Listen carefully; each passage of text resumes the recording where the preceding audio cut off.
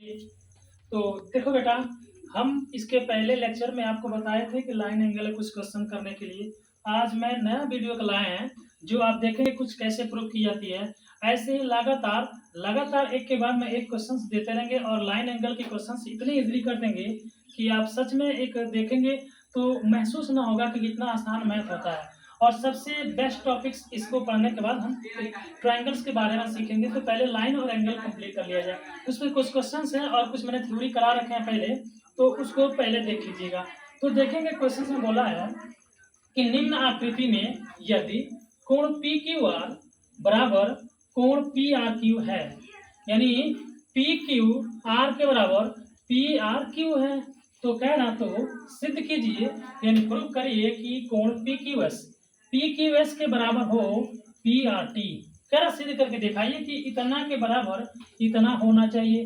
तो सबसे पहले मुझे जब क्वेश्चंस में रेखा आ जावे, यानी जब ऐसे क्वेश्चन दिख जावे, रेखा दिख रहा है तो यानी एक रेखा होगी, सरल रेखा है, उसपे से एक किरण निकल रही है, यानी एक किरण निकल रही है, तो दिख रहा है कि एक किरण पे यानी 180 का कोण बनता होगा।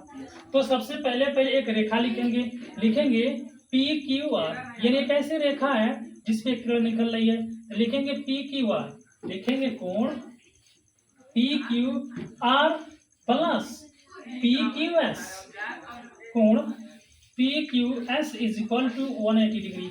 लिख लिया, ठीक है। फिर इसको इक्वेशन नंबर 1 मानेंगे, ओके।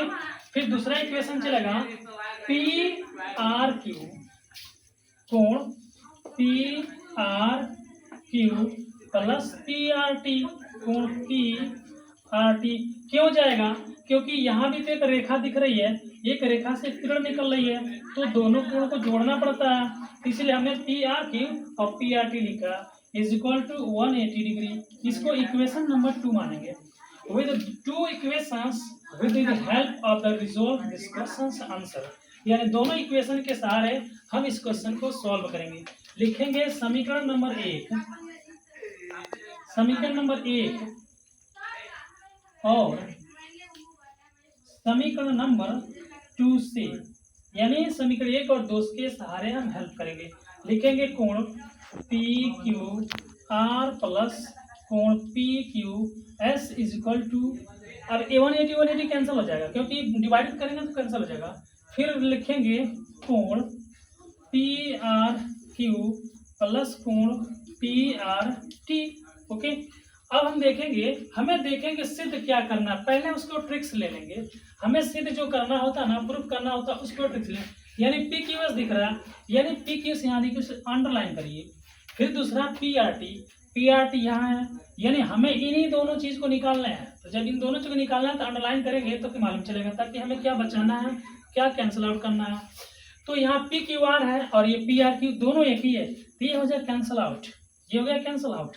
तो बच गया आपका कोण पी क्यू एस बराबर कोण पी आर टी, जो आपको ये सिद्ध करना था। तो हो गया ना, left hand side equal to right hand side, I mean hence proof. Next times आपको another video I will give you at very easily and retrieves with you the tricks and the find result within seconds. Okay, thank you, have a nice day.